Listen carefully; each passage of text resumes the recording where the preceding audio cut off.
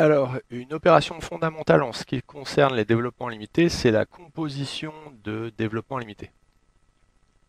En gros, ça veut dire que à l'intérieur des fonctions dont vous connaissez le développement limité, bah, on met d'autres trucs dont vous pouvez éventuellement avoir des développements limités. Par exemple, on connaît le développement limité de cosinus x, mais si on met 2x, on a remplacé x par autre chose, et il faut arriver à se démerder avec ça. Alors, comment est-ce qu'on fait? En pratique, on pose un u, donc par exemple ici u va être égal à 2x, et ensuite on, on applique le développement limité qu'on connaît. Donc on va utiliser que cosinus de u, c'est 1 moins u plus u au carré, oula, c'est 1, qu'est-ce que j'ai écrit moi? 1 moins u au carré sur 2 plus u puissance 4 sur factoriel 4 moins u puissance 6 sur factoriel 6 plus un petit taux en 0 de u puissance 6. Ça, c'est la formule qu'on connaît pour cosinus de u. Vous voyez, le nom de la variable est muet, on peut faire cos u, cos i, cos t comme vous voulez. Donc en gros, pour faire face à ceci, on va prendre un u égal à 2x pour retomber sur la formule qui nous intéresse. Alors, quand on fait ça, c'est très important, pour pas se vautrer, de vérifier que le u que vous prenez, il tend bien vers 0, c'est-à-dire vers l'endroit où vous allez utiliser votre développement limité connu. Donc ici, c'est bon. X, il tend vers 0, donc 2x tend vers 0, donc notre u, il est bon. À partir du moment où cette contrainte est vérifiée, ça vous donne le droit d'utiliser cette relation-là. Je vous rappelle qu'un DL, c'est une vraie égalité. Hein, donc c'est vrai, ça marche, le truc de gauche est vraiment égal au truc de droite. Par contre, ce DL est uniquement intéressant quand U tend vers 0. Et donc si votre U ne tendait pas vers 0, en fait vous feriez de la merde avec votre développement limité. Par contre, si ça tend vers 0, il n'y a pas de souci, tout va bien se passer, on va arriver à des trucs vraiment pas cons. Ok, donc là on doit faire cosinus de 2x, donc on prend u égale 2x, tout va bien, ça tend vers 0, ça nous donne le droit d'utiliser ça. On se contente de copier-coller notre u dans la formule. Alors pour faire des belles démonstrations sur votre copie, et on est toujours dans la recherche du beau et de l'efficace, eh bien je ne vous conseille pas d'écrire cette formule-là sur votre copie. Déjà, vous êtes censé la connaître par cœur, et le correcteur la connaît aussi par cœur, donc vous n'avez pas besoin de l'écrire. Par contre, appliquez-la directement. Alors vous n'êtes même pas obligé de dire je prends u égale ça qui tend vers 0, blablabla. Non, non, vous le faites directement. Comme ça, on n'écrit que des égalités simples et concrètes avec que des x, on s'embête pas. Ça, c'est pour vous, ce que j'ai écrit au-dessus, pour que vous compreniez bien ce que vous fassiez.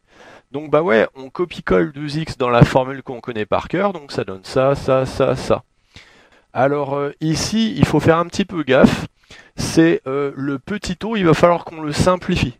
Et donc si je copie-colle un 2x à la place du u, en fait, faut vite voir que votre u, il est en gros égal à une constante fois du x. Et donc quand vous faites u puissance 6, globalement, c'est équivalent à une constante fois du x6. Et bah ça nous permet de simplifier votre petit taux de u6 en petit taux de x6 sans prise de tête. Donc voilà pour le calcul de ce développement limité, voilà comment on raisonne, voilà comment on fait. Par contre, sur notre copie, on n'écrit que cette ligne-là. C'est tout. Éventuellement, vous pouvez dire, j'utilise un DL du cosinus à l'ordre 3, puis vous écrivez la ligne là. Hein, déjà, ça se voit ce que vous faites, mais faut pas se prendre la tête à écrire les trucs avec des U, parce qu'après, on se mélange les pédales, il y a des X, des I, c'est un peu le bordel. Donc quand on peut faire simple, on fait simple. Alors dans le cas du dessous, ça va être plus compliqué, parce que là, on fait direct le truc hardcore. Donc, bah ouais, là c'est une composée, ça se voit, il y a deux fonctions pourries, l'une à l'intérieur de l'autre. C'est une composition quand on met un truc à l'intérieur d'un autre bidule. Alors on est parti pour faire un DL, alors là j'ai décidé arbitrairement de faire un DL à l'ordre 6, mais c'est la méthode qui compte, que je vais vous expliquer concrètement. Alors mon conseil, vous n'êtes pas obligé de faire comme ça, mais je vous le conseille quand même, c'est de commencer les DL par l'intérieur. Et donc là le cosinus, on va écrire son DL, alors j'ai choisi de le faire à l'ordre 6. Et comment on fait pour poursuivre? Pour poursuivre, on va essayer d'utiliser le DL de logarithme de 1 plus u. Alors que là, j'ai pas écrit. Donc, vous voyez, on va essayer d'utiliser la formule de logarithme de 1 plus u. Alors attention, ah ouais, mais mon u, il faut que je fasse très attention. Si je veux utiliser le DL de ln de 1 plus u, il faut que mon u il tende vers 0 pour que j'utilise mon point de cours. Donc ça, j'insiste lourdement, c'est très très important. Chaque fois que vous faites un DL, vous vérifiez que vous avez le droit de l'utiliser en vérifiant que votre UI tend bien vers la bonne valeur. Si vous ne le faites pas, déjà je vous maudis, et ensuite vous aurez faux et vous vous prendrez une grosse tôle. Donc ln de 1 plus u, bah, la formule que vous êtes censé connaître par cœur. Ouais, il faut connaître tous les formules des DL par cœur. C'est u moins u au carré sur 2 plus u au cube sur 3. Et puis là, j'ai décidé de m'arrêter à u au cube. Je vais expliquer pourquoi après. Et donc, bon, bah, ça, c'est la formule que j'aurai dans ma tête ou sur mon brouillon et ainsi de suite. Ensuite, bien sûr, on va devoir copier-coller u dans cette formule-là. Et là, wow, c'est galère. Vous avez envie de copier-coller tout ça dans cette formule-là, vous? Moi pas, hein. Ouah. Et donc, bah, vous faites comme vous pouvez. Alors, c'est-à-dire que c'est là où vous allez décider comment vous présentez vos mathématiques à vous. En fait, chaque mathématicien a son propre style. Hein, moi, franchement, à partir du moment où vos démos elles sont belles et efficaces, je suis content. Donc, personnellement, j'ai tendance à écrire un U correctement, bien proprement, parce que je vais en avoir besoin. Et comme je fais un peu ma feignasse après et que j'ai pas envie de les recopier là-dedans parce que c'est gore, ça m'arrive d'écrire moins U2 sur 2. Alors du coup, c'est pas cool, je fais un mélange de U et de X. Voilà, c'est vrai, c'est pas cool. Alors parfois, à la place de U, je mets des bip bip. Alors c'est encore moins cool, c'est parce que je fais ma feignasse, j'écrirai moins bip bip au carré divisé par 2 plus bip bip. Donc, on est d'accord, c'est pas cool, mais c'est parce que j'ai la flemme de recopier ça. Peut-être qu'une meilleure façon de faire, ça serait, pour ce cas-là, uniquement, d'écrire d'abord la formule alors avec les U. Comme ça, bah, on a bien proprement une égalité mathématique écrite qui n'utilise qu'une seule lettre avec que des U. Et puis, sachant qu'on a écrit à quoi était égal le U au-dessus, on peut ensuite repasser en X. C'est probablement la meilleure façon de faire. Donc, à vous de décider, mais faites quelque chose de beau et de propre. Ok, on va revenir à l'essentiel. En fait, quand vous faites un développement limité de composés, vous avez deux décisions à prendre qui vont avoir un rôle déterminant sur la précision finale. Puisqu'il faut choisir la précision de ce DL-là et la précision de ce DL-là. Alors, ça se matérialise comment? Bah, ici, vous choisissez la précision du DL à l'intérieur, c'est le choix numéro 1. Hein. Il y a deux choix. Et ensuite, vous allez choisir la précision du développement limité à l'extérieur. C'est le choix numéro 2. Vous avez intérêt à prendre deux bonnes décisions si vous voulez arriver à vos fins sans trop souffrir, sans trop faire de calcul. Alors, comment on va choisir? Donc ici, j'ai voulu faire un développement limité à l'ordre 6, bah, comme ça, parce que... Et alors du coup, on se rend compte que, puisqu'on prend ça pour U, et qu'on le balance dans la formule de ln de 1 plus U qui nous donne U, et bah forcément, la décision qu'on a prise ici, le 1, on la retrouve là. Donc la moindre des choses, si vous voulez avoir un résultat final en petit O de x6, c'est qu'il faut avoir choisi un petit O de x6 ici et donc ici. Ok, donc là, a priori, on est bon. Maintenant, quand vous faites votre DL, si vous vous arrêtez là, vous allez avoir U plus petit O de U. Sauf que votre U, il a la taille d'une constante fois du x2. Donc un petit O de U avec un U qui a la taille d'une constante fois du x2, vous obtenez une précision en petit O de x2, c'est insuffisant. Si vous vous arrêtez en U2, vous allez avoir U2, ça donne du x4, insuffisant. Si vous vous arrêtez à U3, x2 puissance 3, ça fait x6. Ah là, ça a l'air d'être bon. Autrement dit, il faut choisir où on s'arrête de la façon suivante. Vous regardez la taille de votre U. Et donc, en gros, bon, on s'en fout des constantes multiplicatives, mais en gros, U, c'est du x2 fois une constante. Et donc, pour obtenir du x6, il faut que je le mette au cube. Et si je mets mon U au cube, j'obtiens du x6 fois une constante. Et donc là, c'est bon. Donc, ça veut dire que ici, hein, je vais devoir choisir d'aller à l'ordre 3. Alors remarquez que la précision finale influe sur la précision finale et sur la précision de celui-là. Par contre, ce qui va donner le choix numéro 2, c'est pas le bout là, c'est le bout le plus grand qui donne à quel endroit on doit s'arrêter. Autrement dit, le bout là donne ce choix-là et le bout là donne ce choix-là. Enfin, et ainsi de suite. Donc voilà comment ça marche avec les composés. Donc une fois que vous avez pris vos deux décisions, Bah ensuite, vous écrivez votre truc comme vous pouvez, c'est ce que j'ai expliqué tout à l'heure. Puis ensuite, bah faut développer de manière maligne. Et donc on a vu comment développer les produits. Et donc ça c'est un produit, c'est un carré. Ça c'est un produit, c'est un cube. Et puis les petits taux, on s'en est déjà occupé. Donc on s'en occupe toujours en premier des petits taux. Donc il n'y a plus rien à faire là. Donc bon bah je vais essayer de le faire vite fait. Qu'est-ce qu'on va avoir comme terme? Bah, c'est clair que dans le U2 va y avoir du X4, dans le U3 va y avoir du X6. Donc en fait, on va juste avoir un terme en X2, celui-là. Après en X4, qu'est-ce qu'on va avoir comme terme? Je vais les mettre comme ça. Ou allez, plus proprement comme ça. En X4, comment on peut avoir du X4? Bah, on peut avoir lui là, qui nous donne du 1 sur factoriel 4. Mais dans ce terme-là, il va y avoir du X4 si on fait ça fois ça divisé par 2. Et donc là, il y en a 1 huitième. Bah ouais, ça fois ça, ça fait un quart. Moins 1 huitième. Un quart. Multiplié par moins 1 demi, ça fait moins 1 huitième. Ok, et qu'est-ce qu'on peut avoir d'autre? On peut pas avoir du x6? Bah ouais, on peut avoir du x6. Il y en a déjà un qui vient de là, ça fait un moins 1 sur factoriel 6. Après, là-dedans aussi, il y a du x6. Bah ouais, si je fais ça fois ça, si je fais ça fois ça ou ça fois ça, j'ai du x6. Et donc, je vais en avoir ça fois ça et ça fois ça, ça veut dire que j'ai deux fois le produit du terme croisé là. Donc je vais en avoir moins 2 fois 2 sur factoriel 4. Alors les deux vont simplifier, au final j'en ai moins 1 sur factoriel 4. Mais attention, je vais en avoir aussi ici. Et puis attention, il y a le moins 1,5 aussi. Hein. Je dois faire ça fois ça, il y en a 2. Et il y a le moins 1,5 ici. Donc il manque un moins 1,5 dans mon calcul là.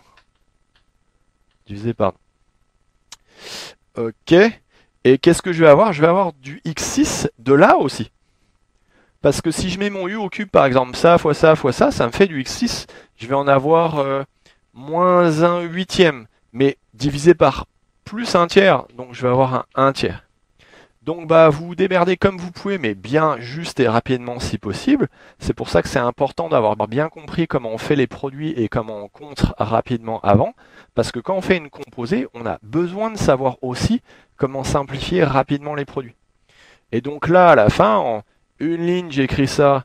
Une deuxième ligne, j'écris peut-être la ligne avec les U, là, c'est propre ça. Ensuite, la troisième ligne, eh ben, je développe comme on a vu sur les produits.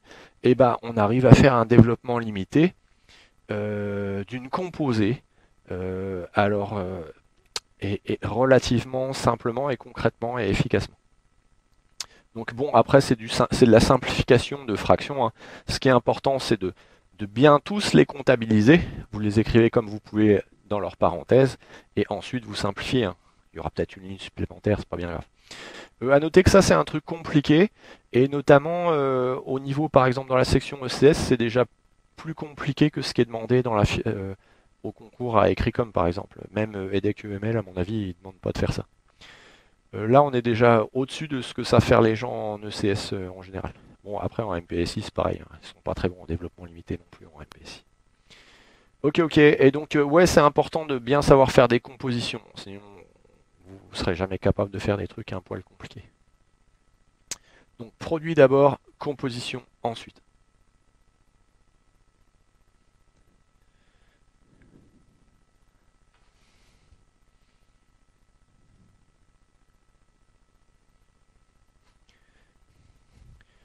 Juste une chose pour conclure. Ici, on avait une composition extrêmement simple. C'est quand on compose avec quelque chose de simple à l'intérieur. Et donc, ça arrive quand même un peu souvent, ça. Ici, on avait une composition compliquée, hein, parce qu'on met un DL à l'intérieur d'un DL, il y a plein de termes, et ainsi de suite. Donc, c'est déjà une gamme au-dessus.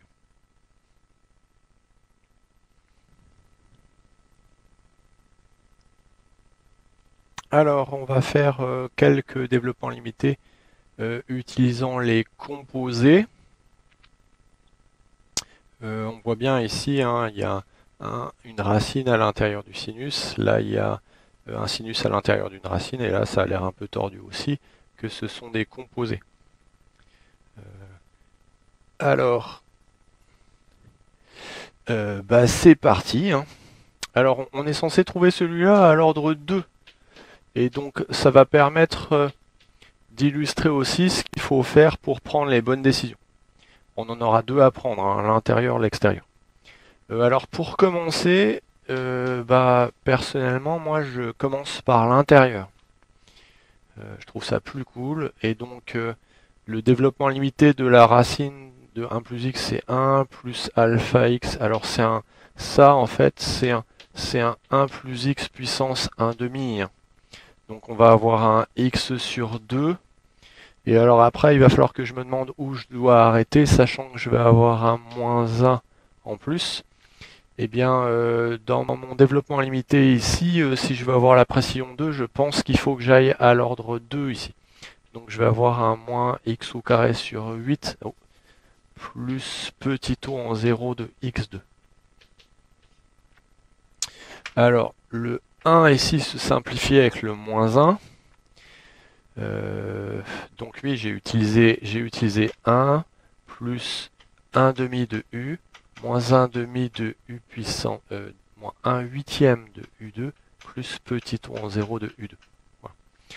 Après, je vais utiliser le développement limité du sinus pour... Je vais utiliser une autre couleur. Pour ce u ici. Alors vous pouvez remarquer que mon grand U tend bien vers 0 puisque x tend vers 0. Hein, ça c'est la limite du x. Et donc mon grand U tend bien vers 0, donc je vais pouvoir faire mon développement limité. Alors je vais essayer d'utiliser mes propres conseils. Donc voyons voir. Le dl du sinus, ça serait U. Alors si je fais un U, j'ai un petit O de x2. Ah, c'est pas mal ça. Mais si je m'arrête en U, je vais avoir un petit O de U et mon U il a la taille de x. Ça va pas aller, puisqu'il me faut une précision en x2. Donc à mon avis, pour mon développement limité du sinus, il faut que j'aille au moins chercher la précision 2. Ah bah je vais faire comme ça alors. 2. J'ai pas besoin d'aller chercher le terme en U3. Donc j'écris mon développement limité avec des U. Et puis bah après je dois pouvoir l'écrire directement. Donc ça me fait quoi? Ça me fait x sur 2 moins x au carré sur 8. Et puis après, vous pouvez remarquer que je me suis débrouillé pour comment dire, faire en sorte que le petit o de U2 il part là-dedans. Je vais l'écrire plus bas, tiens. Donc mon petit o de U2 il va là-dedans puisque mon U il a la taille d'une constante fois du x.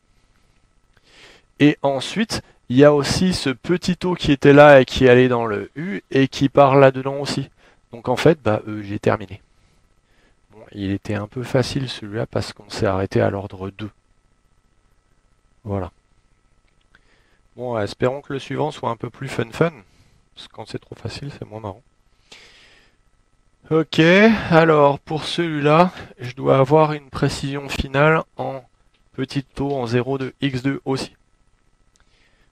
Alors dans un premier temps, je vais faire un développement limité de l'intérieur. Donc pour le sinus, je vais donc avoir x. Et puis là, je ne sais pas encore jusqu'où je dois aller. Et donc, bah ouais, on va avoir besoin d'anticiper ce qui se passe.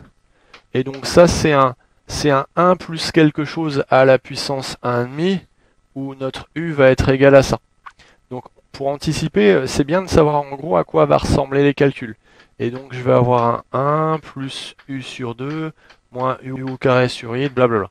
Alors, comment dire? Mon u, il va avoir la taille de x. Et donc du coup, le u ayant la taille de x, il faudra que je m'arrête ici sur un petit o de u2. Comme ça, ça me donnera du x2, et là, ça sera bon. Ok. Par contre, il y a aussi du u ici.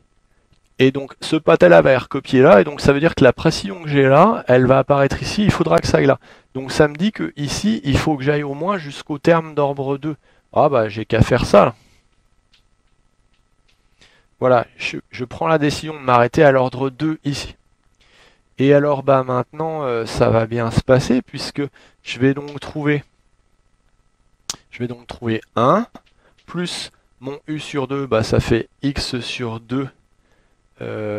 Enfin, je vais déjà, comment dire, vous voyez, je me suis déjà occupé de la précision là. Donc j'ai déjà mon petit o en 0 de x2. Ensuite, bah, si je mets ça dans mon u, je vais avoir un x sur 2. Alors attention, je vais plus un petit o qui va là. Et dans le terme en U2 sur U8, je vais récupérer aussi un moins x au carré sur 8. Bon, c'est peut-être pas super clair pour vous comment j'ai fait là. J'ai peut-être morflé l'explication. Peut-être que vous auriez aimé que j'écrive ça. Je vais tout écrire comme ça, vous serez peut-être un peu plus convaincu. Donc vous voyez que si je m'embête à tout écrire, alors c'est pas cool hein, parce que là on a un pâté assez infâme.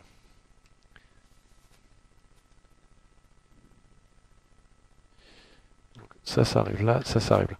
Donc ouais, si j'écris tout en balançant là-dedans, j'ai un pâté assez infâme.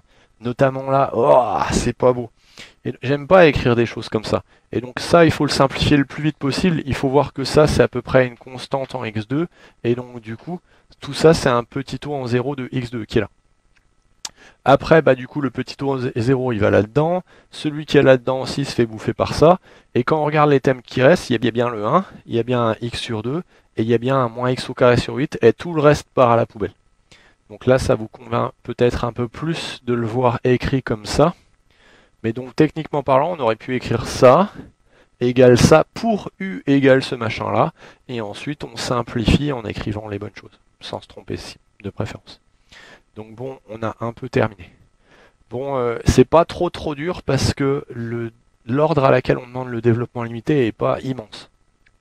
Ceci dit, en MPSI, on demande des développements limités de folie à des ordres 7, 8, 9, et donc là, on morfle un peu. Mais dans d'autres sections, genre BCPST, ECS, ils y vont mollo avec les composés. Et donc, en général, c'est des tout petits ordres qui sont demandés. Enfin, en ce qui concerne le dernier exercice, j'ai dû modifier l'énoncé parce que sinon, il aurait fallu le faire en plus l'infini. Et là, on est censé les faire en 0. Donc... c'est quoi le problème de ce dernier bidule là? C'est que wow, c'est compliqué comme truc là, on voit même pas de composé. Ouais, c'est parce que... Donc là on est bloqué quoi. Et bah si vous êtes bloqué, vous pensez aux trois techniques. Factoriser le terme dominant dans les sommes. Bon, bah là ça servira à rien de factoriser 1. Hein. Donc ça c'est mort. Se ramener en 0, bah on est déjà en 0, donc ça sert à rien. Et le truc numéro 3, c'est de penser que A puissance B, c'est exponentielle de B logarithme de A. Et donc la technique numéro 3 permet de décrire cette fonction-là qui est un peu tordue d'une autre façon. Et donc là, on se dit tout de suite, ah ouais, ça y est, je vois comment utiliser mon développement limité. Peut-être en faisant exponentielle de 1 sur x. Et puis bah là, pour le ln de 1 plus x, bah ça commence à x. Oh, après, il va falloir que je choisisse l'ordre. Alors vous voyez que le divisé par x et le x, ils vont se simplifier.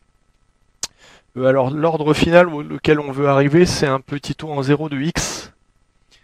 Il va falloir qu'on se débrouille pour arriver là. Alors, bon, je ne serais pas étonné que il faille prendre donc après le terme suivant pour avoir un petit o en 0 de x2. Alors pourquoi ça? Bah parce que après la simplification, la précision ici va diminuer de 1. Et ensuite, ce qu'on va faire, alors voyons voir. On va déjà simplifier. Hein. Tout ça, ça fait exponentielle de 1 moins x sur 2 plus petit o en 0 de x. Donc là, ça nous surprend moins. On a la bonne précision. Et après, ce qu'on va faire, c'est qu'on va poser... Oula, pas tout de suite. Sinon, on va faire une grosse boulette. On va poser que ça, c'est e, puissance 1, fois e de moins x sur 2 plus petit o en 0 de x. Bah ouais, parce que il est important de faire cette étape-là pour prendre ce u-là qui tend vers 0. Si vous essayez de prendre ce u-là, il tend pas vers 0, il tend vers 1, donc c'est mort. Hein, donc ceux d'entre vous qui se sont dit ah, je vais prendre u et là, eh bah, oups, c'est mort, ça tend vers 1.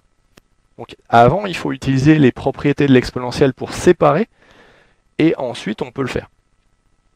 Et donc on va utiliser qu'exponentielle de u, c'est 1 plus u plus par exemple e au carré sur 2 plus petit o en 0 de u2. Et donc là, il faut penser à s'arrêter en 2, parce que votre u, il a la taille de x. Et donc quand vous faites du u2, vous aurez votre... Ah non, on veut du x. Ah bah, il n'y a pas besoin d'aller là. Pardon. Vous voyez que c'est important. Donc là, je vais juste avoir besoin de prendre le petit o de u, parce que mon u, il a la taille de x. Si je m'arrête à l'ordre 1, j'ai bien le petit o de x que je voulais. Et donc c'est bon. Donc pour terminer l'exercice, ça fait donc E. Et donc il va falloir que je balance ça là-dedans. Alors je vais l'écrire parce que sinon ça vous choque. Donc je vais avoir un moins x sur 2 plus petit o en 0 de x. Et là j'ai la flemme de balancer ce pâté là dans U parce que sinon c'est moche quoi. Je vais le simplifier directement. Comme notre u il a la taille d'une constante fois x, et ben là on va obtenir un autre petit o de x. Donc là, c'est celui-là. Ok, et il nous reste plus qu'à simplifier. Et donc qu'est-ce que ça fait? Les deux petits o de x n'en font qu'un seul. Il ne doit en rester qu'un.